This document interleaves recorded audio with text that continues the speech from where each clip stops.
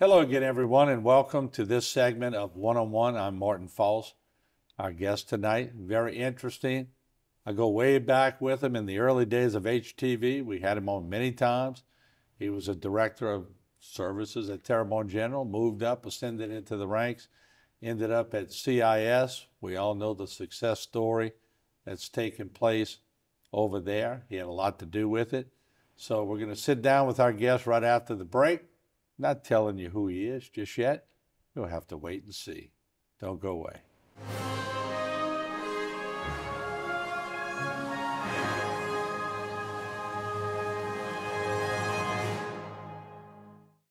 One-on-One is brought to you by the Law Office of Waits and Downer.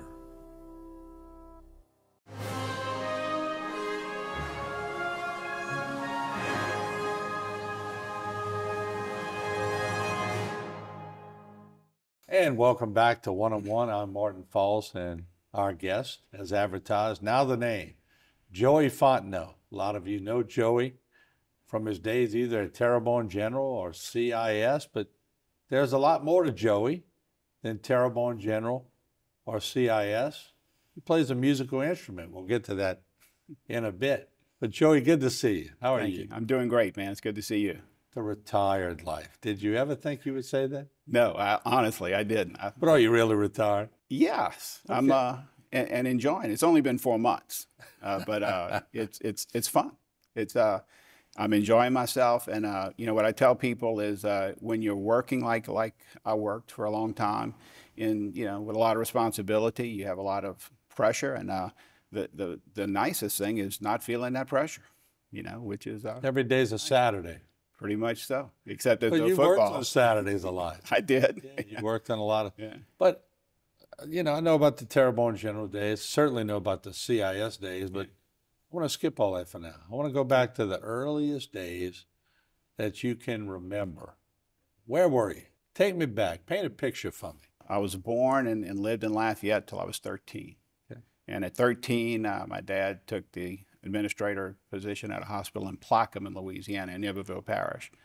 So I spent my 4 high school years in Iberville Parish in Plaquemine, which is a great town, great place to be. From there, I went to school at LSU for 2 years, went to Charity for 2 years, worked for a year, and then went back to Oxnard for a year, and then finished my degree later. I never realized that your dad was in administration. He was. Medical. He was. So obviously, growing up, were you seeing that? Was that a big influence on you? Healthcare was a big influence. My early days, I did not anticipate getting into management. I really enjoyed the clinical side. I loved the diagnostic world that I started out in. It's just a lot of fun, very interesting. I like high-tech stuff, and as we talked about through the years, the technology advances so quickly in the medical profession. I just love that. But things evolve, and I've been very fortunate. Your early days at Terrebonne General, and I think, correct me if I'm wrong, but that's probably the first time I met you. I would think through Terrebonne General. Through Terrebonne General. So Linda and I came here from New Orleans in 1980. I actually started at the hospital on July 5th, 1980. And our first major project was installing a CT scanner. And back in those days, that was new technology. It was the first one in the region. There were 1 or 2 in New Orleans at the time. You had to get a certificate of need to do it, and that's when we met. When you were early, we were both younger. Yeah. To say the least. But what was that like bringing that? Because, well, you're right. I remember thinking, wow, Terrebonne General's going high tech. That was big money back then. Big money. It was big money, but just incredible technology that saved thousands and thousands of lives, and it was pretty remarkable for a hospital this size in a community that was the size it was in 1980 to be able to accomplish that. It was a big deal. But those were some cutting edge days that you and I got to give Alex some credit too, because he came in the studio, did a TV show. You appeared on the TV show several times. There was a progressive spirit that if we're going to compete on a regional basis, let's not talk about national yet, because later the national would come. We got to act like it. Absolutely. Did you sense that was going on, and what was that like behind the scenes? I did sense that was going on, and you know, I tell the story that Linda and I did not intend to stay here. I came here thinking we'd stay for 2 years. I was intrigued by the hospital plans to build a new hospital. I was told I'd have a role in helping design some of the diagnostic services, which I did, and I just thought that'd be the most fun thing in the world, and it was, to be honest. But 2 years turned into 4. You know, we opened the new hospital, which is not new any longer, but we opened a new hospital in 1984. And then there was just so much going on, from technology and growth, and I had so many opportunities presented to me at the hospital. I loved it. And we really loved the community. You know, it was a great place for us, great place to raise our children, close to New Orleans, you know, we football fans and music fans, and so it just ended up being the right place at the right time, and I feel very, very fortunate. All the time I've known you, though, even going through there and doing the stories, and we'll get to the MRI, but you've always had this steady demeanor, and you were always so welcoming to people that had to go put themselves in an MRI tube or someplace like me. I hated MRIs. A lot of people do. But you always had this calming effect. Do you think that's sort of what people saw along the way that enabled them to bring you into different positions? I think so. I'm just a very even-keeled, level-headed guy. I don't get too excited, too emotional. I like to think things through, and I got a lot of joy out of coaching people, and you know, had hundreds of employees that I've been able to coach, and it's been fun to watch their success as well. I get a lot of satisfaction out of the accomplishments of a lot of people that once worked for me, some that I hired as transporters and helped get in school, and started, you know, an X-ray program here, and just worked out for me.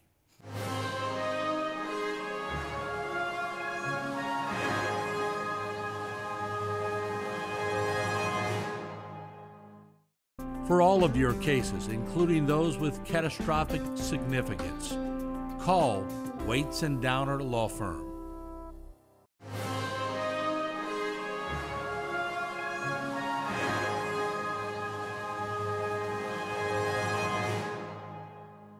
Take me back to that day when that first MRI rolled into Terrebonne General. There was some controversy associated with that because it was very expensive. Very few places had MRIs. Required a very specific building structure. It was a big deal, and not everybody supported that. And I had people say, "Joey, this is going to end your career." And I said, "Well, we'll see." Really? Oh yeah. Now that we look back, it probably extended a lot of people's career. Extended a lot of people's lives for sure. And again, I enjoyed the technology aspect and the research and the education in the technology, and I was confident that it would work out, and now everybody has an MRI. Yeah, you're right. And they've come so far, but when that kind of technology was coming out, I know you're a guy that likes to read the specs and do the different thing. When you were reading all this, were you like going, wow? I actually didn't understand it at first, so I went to Emory and took a week-long physics course by the PhD who wrote the physics book, because I had to feel confident in it. And so I did that. I spent a week up there and learning the physics of it, and after that, I was totally confident. How did and I love to talk about technology and how it changed medicine, but how did one machine like that change a whole medical center? I don't know that one machine changed the whole medical center. I think as you add technology and services, it makes the medical center more respected by the community in the region. So I don't think any one thing changes it. In fact, if anything changed the medical community in this town, it was the founding of CIS. Mm-hmm. That was the biggest impetus to growth in this community. And some people may say I'm biased, but I'm right on this. Well, you sort of made my segue for me, okay, because I was going to get to CIS, because when I was a young, very young, black hair, no white hair, interviewing Dr. Craig Walker, who also had a lot of black hair, and we're sitting there, we're talking about what he's going to do and everything that transpired. I still have the tape. I'm sitting there going, this is interesting. It became very interesting. It certainly And did. it became I guess, an economy strengthening institution along with Terrebonne General, and the combination just had people from all over the world coming in. Absolutely. How did that change the map? Well, it changed the map in terms of the local community really offered all services at that time. You know, everything including neurosurgery, oncology, everything. You know, and cardiology is a big deal. It's still the #1 killer after all these years. So cardiology was incredibly important. But what a lot of people may not recognize is that CIS recruited a number of non-cardiologists to this community to help support the medical community. They recruited oncologists, nephrologists, pulmonologists on their own nickel to help build this medical community. And that's a fact that's not often noted by many.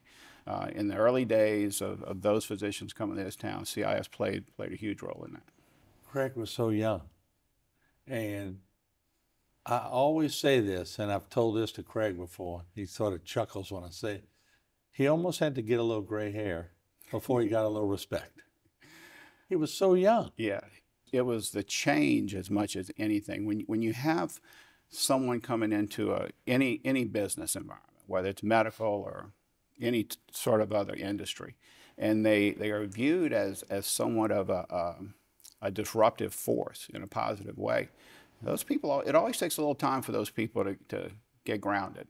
And you know, what Craig did, and obviously we're great friends, but what Craig did was recruit really first-rate cardiologists to this community and establish a sense of excellence that carries to this very day. And the excellence is very true on the medical side, but it's also true on the support team side. You know, there's high expectations for people who work at CIS, and the community deserves it. Not only do they expect it now, but they deserve it. Failure is not an option. That's right. Yeah, and most companies that have that mindset do pretty well. In the Terrebonne General world, when I was there, growth was always where we were going, you know, and technology was a huge deal. And there's not one time that I go to the board of directors with an advancement in technology that they not approve it. Not one time in my 21 years there, because the culture there was we're going to get better and better, and we're going to stay technologically superior.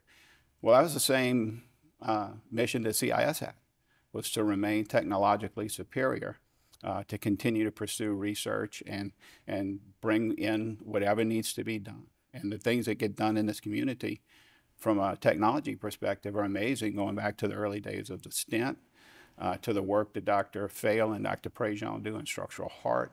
I'm not always sure the community understands what they really have in CIS. And that's why I try so often to remind people, because it would have been so easy for these doctors to stay in New York, or go to Tampa, or go to Fort Lauderdale, or go somewhere else. They came back to Houma. They came back to Houma, and they stayed. And it's, again, it's a great place to live, but it's a pretty incredible place to practice medicine at that level. And catch a few fish. Catch a few fish. As we found with Dr. Jody Stagg one day. I remember that. And we're not going to say Dr. Snag on TV, but that's a funny story.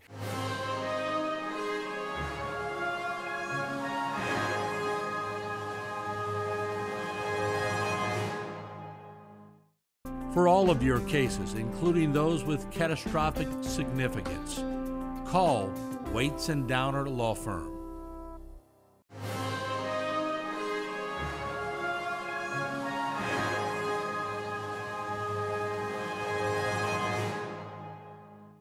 So you're at Terrebonne General for how many years before the transition, and how did the transition take place? I was at Terrebonne General for 21 years and really enjoyed my job.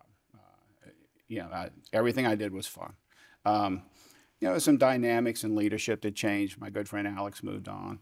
And ironically, I got offered, I had already set up an oncology service for the hospital here, radiation therapy and oncology. And I got offered a position, substantially more income, to set up oncology centers by a major company. And as I was talking to Gary Chasson and David Canor about asking them to be references, they said, "Oh no, man, if you're going to leave the hospital, we want you to come here." And that's what I did.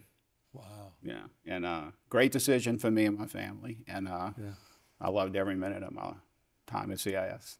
When you got to CIS and you saw I've always been sort of curious how those board meetings go, because and maybe it's different with me because Craig's married into my family. Tina's my cousin, for full transparency. But Craig will tell me these stories. And when he gets involved in these stories, they're going to last a while. But he's going to take you through the process. And I get amazed at hearing some of these developments of stents and ways of doing surgery and people coming from all over the country. And I got to interview a lot of these at y'all conventions that y'all were having, the Horizons conventions, and I'm going, this is not just local, this is worldwide. Absolutely. When did y'all start really grasping the fact, I'm sure y'all always grasp, but when did you start realizing that, wow, this thing's getting really big? Even before the time that I joined CIS, and I can't take credit for that at all, there were people coming from all over. I mean, there were politicians that were being admitted on Sunday evenings under the cloak of darkness to have procedures done here by Dr. Walker, Dr. Stagg, Dr. Ladd, Dr. Abbin, Dr. Fail, all those guys. So that was going on long before I became part of CIS. When we realized, our mission when we started, when David started and then I came on a year later, was to grow, to spread the mission of CIS. That was the risk the doctors were willing to take financially and to share the staff they had with us going to other locations. And so we began growing in Louisiana even more than CIS had already done. In fact, the first day I was at CIS, we're at the building on Liberty Street. I told David, I said, "My God, David, we have just got to build a bigger building." He said, "Well, you haven't been to Lafayette yet. Wait till we get there. We're going tomorrow." When I got to Lafayette, I said, "Oh my God, we need to build a bigger building." And so at our first board retreat, we proposed 2 big buildings, each 40,000 plus square feet, to the board of directors. And again, they said, "We trust you guys, let's do it." And we did it. And that resulted in more growth and more buildings and more opportunities for patients and doctors. When we recognized it was going to grow big, probably 15 years ago, we founded another company that David mentioned, Cardiovascular Logistics, to be prepared to grow because we were getting requests from hospitals in other towns, other states, to look at their cardiology program, requests from doctors to look at their practice. And David and I did a fair amount of that. We sometimes said, this is not the right mix. Other times we said, we think we can make this work.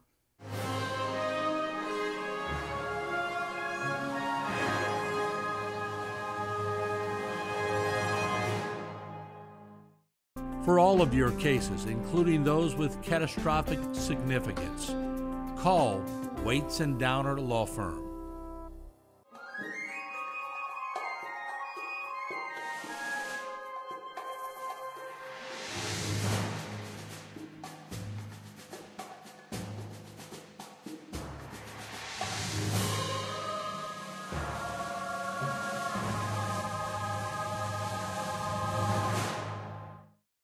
This one-on-one program has been brought to you by the law offices of Waits and Downer.